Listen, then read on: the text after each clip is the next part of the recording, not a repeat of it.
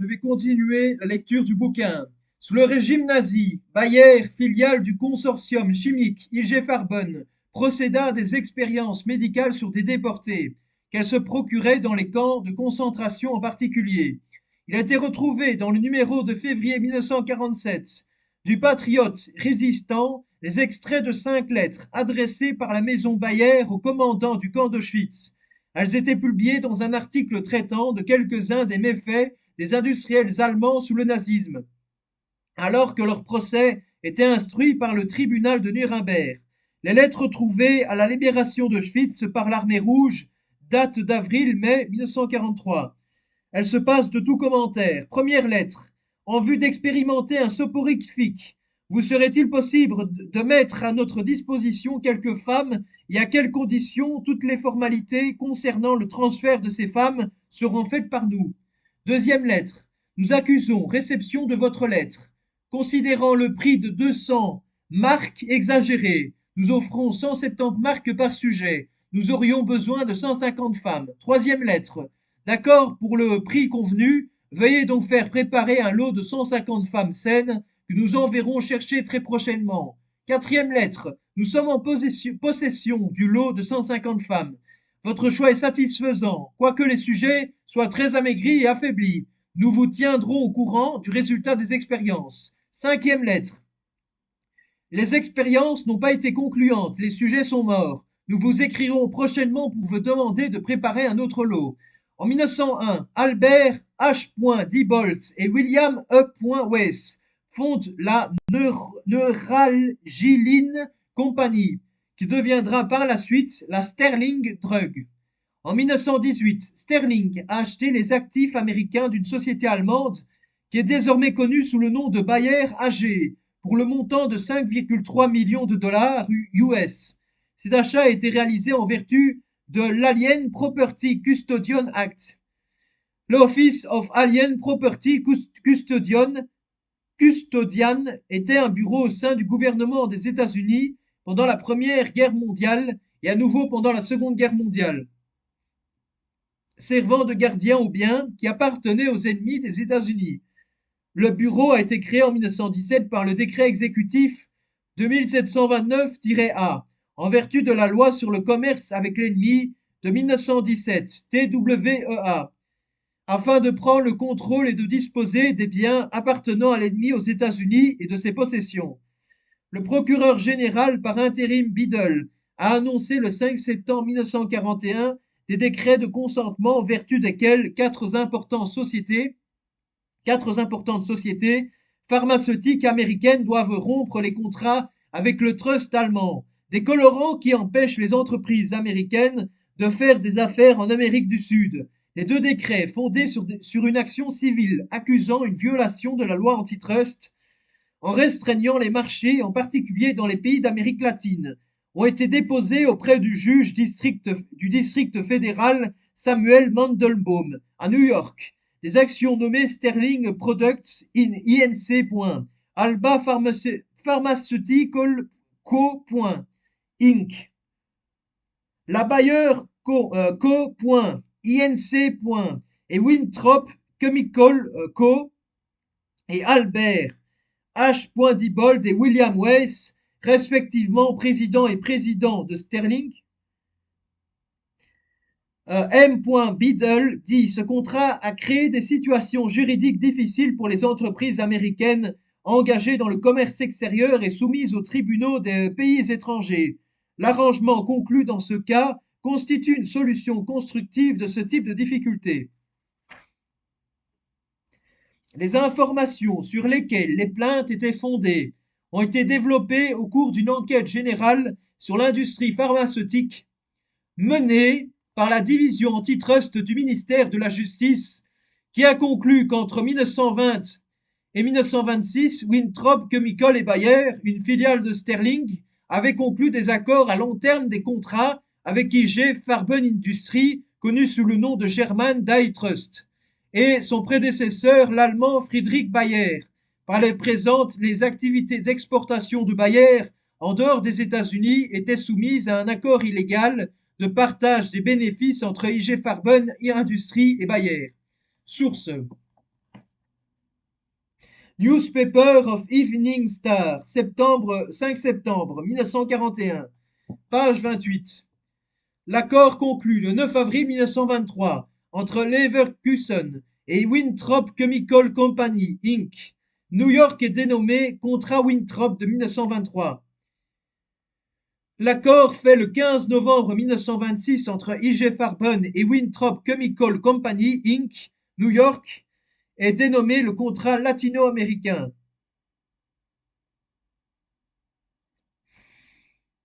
L'engagement pris par Sterling Products Incorporated, Virginie occidentale, envers Leverkusen le 9 avril 1923 est dénommé contrat latino-américain. L'engagement pris par Sterling Products Incorporated, Virginie occidentale, envers Leverkusen le 9 avril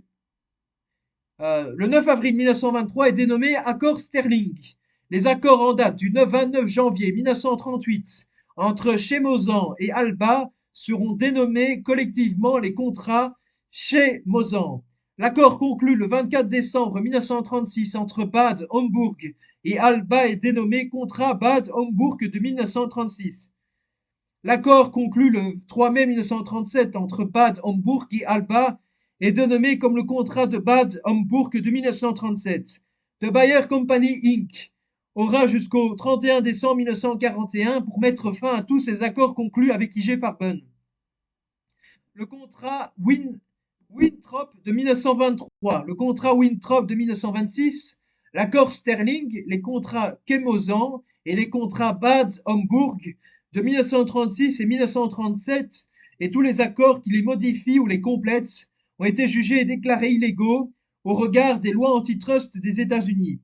Chacun des défendeurs, Alba, Bayer, Sterling et Winthrop, ainsi que leurs successeurs et filiales respectifs, sont interdits de poursuite l'exécution de leurs dispositions et Winthrop et ses successeurs, filiales, dirigeants et employés respectifs furent enjoints et empêchés de s'associer, de conspirer ou de s'entendre avec I.G. Farben, ses successeurs ou filiales ou tout autre fabricant de produits pharmaceutiques ou d'autres médicaments fabricants de produits pharmaceutiques ou d'autres médicaments pharmaceutiques ou autres produits pharmaceutiques.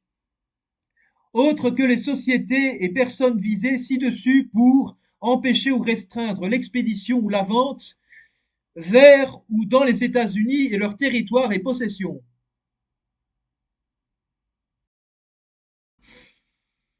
Établir des agents, revendeurs ou clients exclusifs, ou mettre fin à de tels arrangements, ou assurer la fabrication de leurs produits, ou de toute partie de ceux-ci, ou de leurs emballages localement, à condition que de tels arrangements ne placent pas les défenseurs dans l'obligation de ne pas vendre ou de ne pas faire vendre leurs produits en dehors de la zone couverte par les arrangements, et qu'ils n'impliquent aucun accord de retrait ou d'abstention de se retirer ou de s'abstenir de s'engager sur un marché étranger.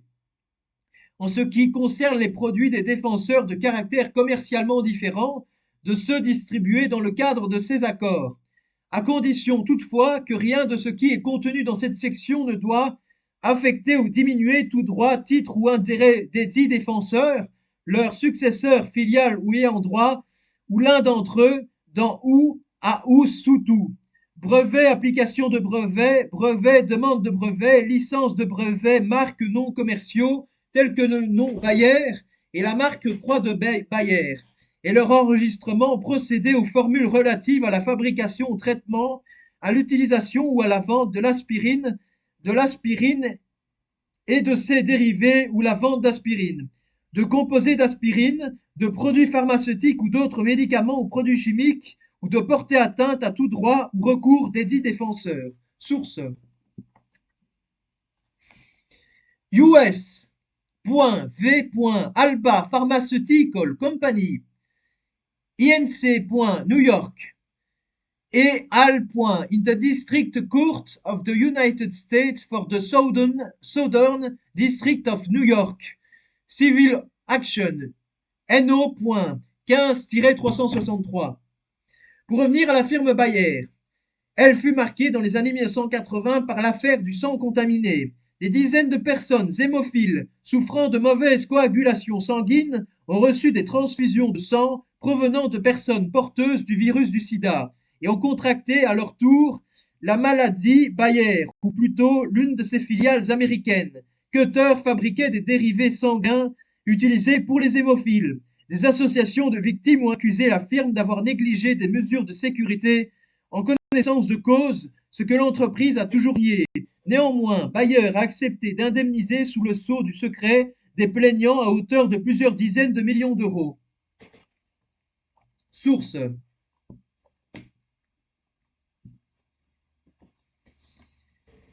Euh, Lemonde.fr, les décodeurs, les vérités et les caricatures d'un tract viral sur l'empoisonneur Bayer,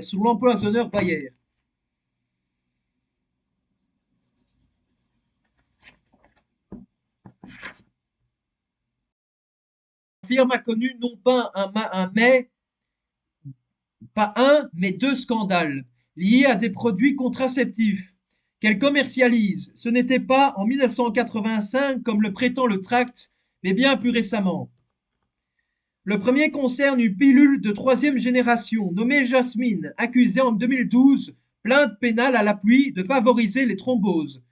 Suite à une plainte en France, la Haute Autorité de Santé avait recommandé de ne pas utiliser les pilules de cette génération, non pas seulement celles de Bayer, mais également celles de ses concurrents. Plus récemment, un implant contraceptif, Essure, a été arrêté par la firme suite à plusieurs actions de groupes de patientes qui l'accusent d'effets secondaires graves, neurologiques, musculaires, hémorragiques et allergiques. Une fois encore, le laboratoire n'est pas le seul à avoir procédé à ce genre de résultat de retrait. Sanofi Pasteur est un laboratoire pharmaceutique. Il est l'un des leaders mondiaux des vaccins et fait partie du groupe pharmaceutique Sanofi. En 1897, ancien élève de Louis Pasteur, Marcel Mérieux fonde à Lyon l'Institut Mérieux.